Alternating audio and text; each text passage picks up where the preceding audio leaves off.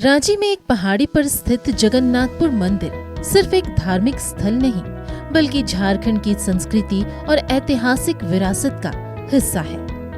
हर साल आषाढ़ महीने में यहाँ निकलने वाली रथ यात्रा में लाखों श्रद्धालु पहुँचते हैं। 16 जुलाई को भगवान जगन्नाथ, उनके बड़े भाई बलभद्र और बहन सुभद्रा की विशेष पूजा अर्चना के बाद उन्हें भव्य रथ पर विराजमान कराया जाएगा। इसके बाद भगवान अपने भक्तों को दर्शन देते हुए मौसी बाड़ी के लिए प्रस्थान करेंगे। मान्यता है कि इस दौरान भगवान स्वयं अपने भक्तों के बीच आते हैं और रथ को खींचने से भक्तों की मनोकामनाएं पूरी होती हैं। यही वजह है कि लाखों श्रद्धालु इस दिव्य यात्रा में शामिल होने के लिए दूर दूर से रांची पहुंचते हैं। रथ यात्रा शुरुआत होती है इसकी आषाढ़ अक्षय तृतीया के दिन। अक्षय तृतीया के दिन बोला जाता है भगवान का जो रथ का शुरुआत होता है, उसी रथ का शुरुआत होता है। रथ बनना शुरू होता है, रथ सारा बन के तैयार होता है, उसके बाद भगवान उसमें जाते हैं। रथ यात्रा भी बोला जाता है, भगवान यात्रा के लिए निकलते हैं, यात्रा के जाने के लिए रथ बनता है। राता वही राजा इंद्रद्युम्न की पत्नी गुंचा के यहाँ जाते हैं, उनके यहाँ जाते हैं, इसीलिए रथ बना यात्रा चालू होता है। उसी तपी तपावन सबको भगवान दर्शन देते हुए जाते हैं। वर्ष 1691 में नागवंशी राजा ठाकुर एनीनाथ शाहदेव ने पुरी के जगन्नाथपुर मंदिर की तर्ज पर इस मंदिर का निर्माण कराया था।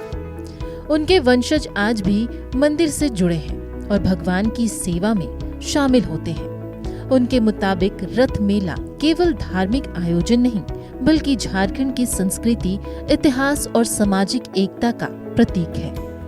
जगन्नाथपुर मंदिर उत्कल का है, उड़ीसा का है, और इसकी पद्धति जो है उड़ीसा का है। और अभी हम लोग नागपुर में हैं, इसको छोटा नागपुर कहा जाता था।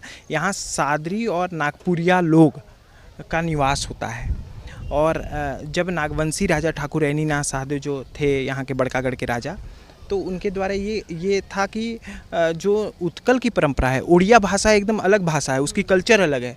जब उसको अपने यहाँ स्थापित किए तो यहाँ की कुछ परिपाटियों को मिलाया, कुछ पूरी की परिपाटी रही, लेकिन ब्राह्मणों की जो पूजा करने की पद्धति है वो हमेशा से वही है।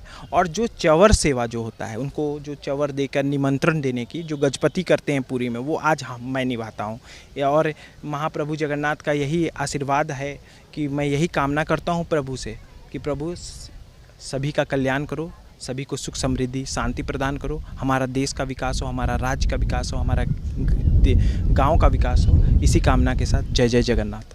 रथ यात्रा के साथ शुरू होता है 9 दिनों का ऐतिहासिक मेला, जिसकी पहचान सिर्फ झारखंड ही नहीं बल्कि पड़ोसी राज्यों तक है। मेले में पारंपरिक हथियार, हस्तशिल्प, घरेलू सामान, खिलौने, मिठाइयाँ, बड़े बड़े झूले और तरह तरह की सांस्कृतिक गतिविधियां लोगों को आकर्षित करती हैं।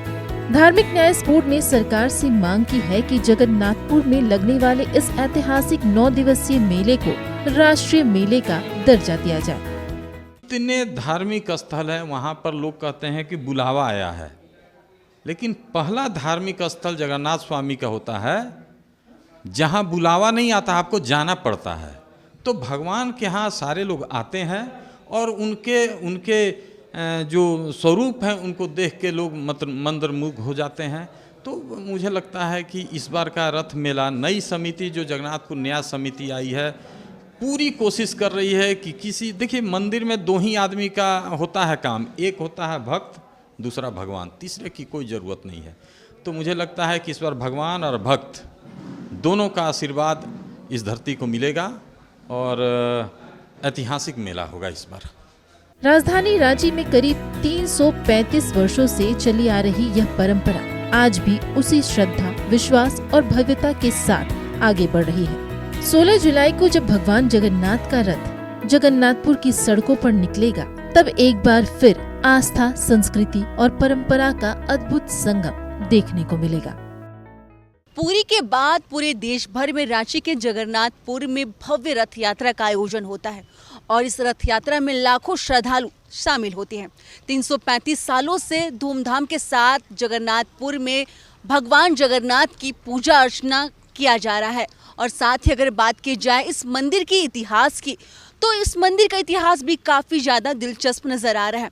हमने अपने दर्शकों को बताया कि मंदिर के इतिहास क्या है और साथ ही झारखंड में जगन्नाथ रथ यात्रा कितना महत्वपूर्ण है। फिलहाल नक्षत्र न्यूज के लिए इतना ही। वीडियो जर्नलिस्ट पंकज के साथ महक मिश्रा, रांची।